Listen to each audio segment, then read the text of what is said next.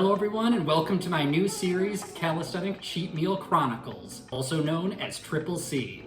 No, we're not going to call it Double CMC or CCMC. We're going with Triple C. Guy Fieri, don't come after me. It's not a blatant ripoff of Triple D. The goal of this series is pretty simple. Let's go eat some cheat meals and see if I can perform at the gym the next day. We'll go and we'll try a different place each and every week, and we'll see if I can craft a meal from there that allows me to thrive the next day. And we'll have to see if we can customize it, because each week will be different. It won't be the same scenario each time, so I might have to adjust how I think about it. So I'll share kind of what's my strategy when looking at the menu, how many calories I need to ingest, the type of workout I just finished previously and what I need to go into. If there's any other unique situations going on, we'll keep it fun, we'll keep it interesting. So today, we're going to Cookout.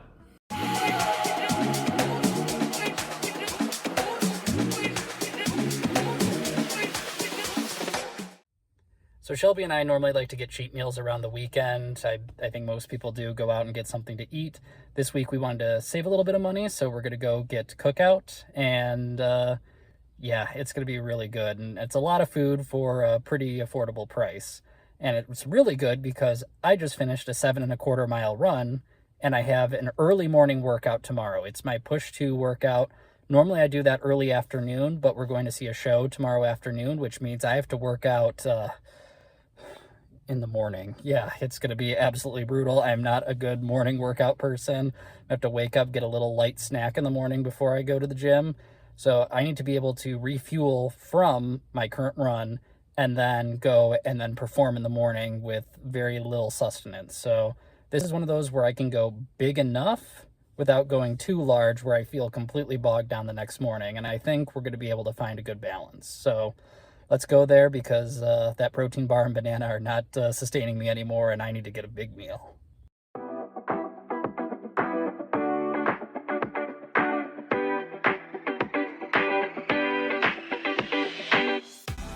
Cookout is known for its affordable prices, customizable trays, and very delicious milkshakes. Going into this, I knew that I wanted to be able to create a tray that was able to get a milkshake added in that I could enjoy, have a burger, because honestly their burgers are by far my favorite thing that's on the menu, and then save a bit of calories from the side items. So starting with the burger, we went with the double.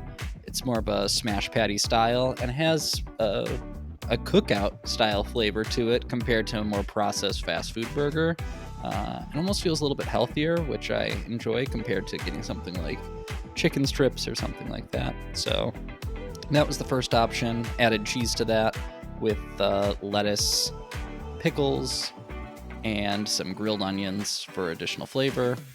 We then wanted to consider the milkshake. This time I went with Butterfinger and M&M's. Normally I go Reese's Cup, but I've been on a Butterfinger kick recently, so went with that combination. And then to save a little bit on calories, went with the onion rings, which are surprisingly less than their fries.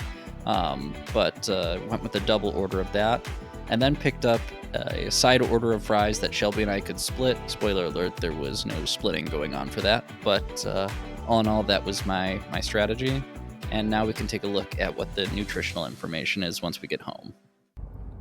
Meal acquired, and it smells so freaking good in here right now. Most unhealthy thing on the menu is going to be the shake, and honestly, peanut butter and me tend to not react really well. I had a little bit of peanut butter ice cream last night, and yeah, I definitely ripped one right before I was about to go run, and the guy that was next to me smelled it, and yeah, he was slightly triggered. Thank God he didn't know it was me. Sorry, bro. Yeah, that was my fault. But Butterfinger and I recently, Butterfinger's past Reese's. Reese's used to be my favorite, but I am popping off with Butterfinger now. So hopefully that reacts a little bit better with me tonight. But oh God, it just smells so freaking good in here. Hi, buddy. Hi, buddy. Hi, buddy. You jumped me? Oh, it's a good boy. Starting with the burger, it was very tasty and honestly felt very clean compared to any other fast food burger. According to the website, it's about 311 calories, so add another about 50 to 100 for the cheese, and then the other toppings aren't really anything, so not too bad for a burger. Moving into the sides, onion rings are 128 calories for one of the servings, so with 2 of those, that's 256 calories. Not too shabby, although we have to also consider there's probably a packet of honey mustard that got added to that. And then they had the regular fries, which I had basically all of, which is roughly 350-ish calories, with a little bit more honey mustard on top of that. The onion rings were really solid, really loved them. Fries were almost more like a boiled potato, so all in all, I didn't feel too bad after eating this part of the meal.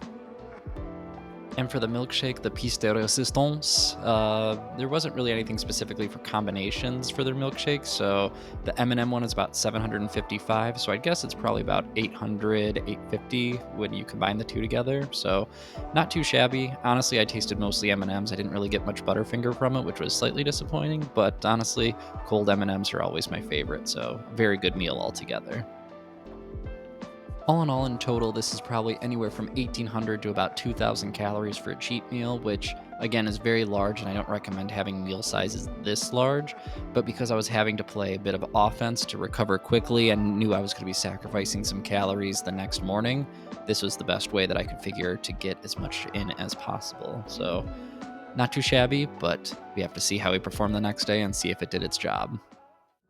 Good morning, everyone. It's the next day. I feel a little bloated, a little gassy, but actually feel decently strong after a long run yesterday. I just did my morning routine where I'll do some handstands as part of it, and they honestly feel pretty good.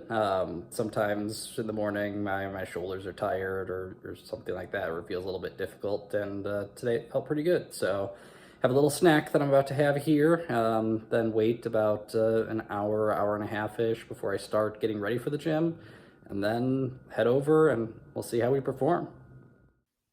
So to see if the cheat meal actually paid off or not, we have to compare it against three different things. The first is what I expected to do. If this would have been a normal workout with a normal diet, would I be able to hit those particular numbers? The next would be what I did the previous week. Was there an improvement? Was there a decline? How does that factor into it? And then the last part is the kind of other unseen factors. And this week in particular, it's going to be that I'm working out a bit earlier. So how is that going to impact everything and throw another variable in? So when looking at our workout, we have to look at those factors. Handstands last week were actually really good, so I already knew this week it was going to be a tough act to follow.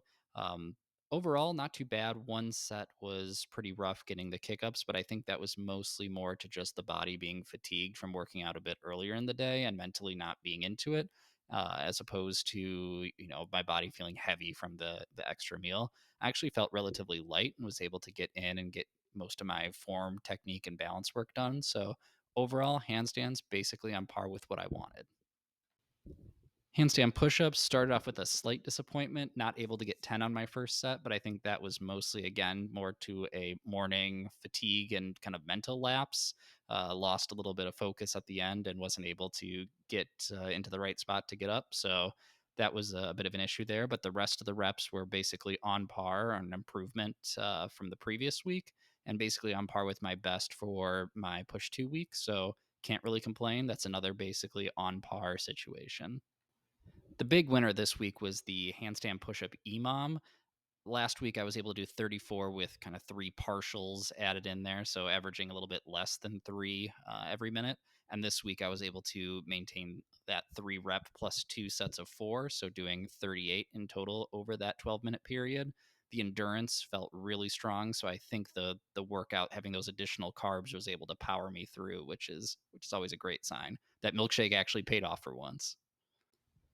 Lastly, for the accessories, they were slight increases from last week. The form was being slightly better for my lean push-ups, and then for regular push-ups was able to add 2 reps on one of my sets. And honestly, I was feeling absolutely trashed during that, but I think that was mostly from the lean push-ups working a little bit harder too. So overall, the meals were helping out for these particular exercises and giving me that extra energy I needed later in the workout when I should be tired. Overall, I'm very impressed with how I performed this morning. I thought the carbs might have been a bit too much and weigh me down a little bit more, but I felt very strong and light and was able to perform basically what I wanted to. Maybe a slight underperformance in a few areas, but overall, I'm going to give this a solid 9 out of 10. We can still improve going forward, but I think we've made some good choices and we can keep using that going forward. Thank you everyone for watching. Remember to subscribe to the channel, leave a comment down below, and like that video. Take care, everyone, and eat well.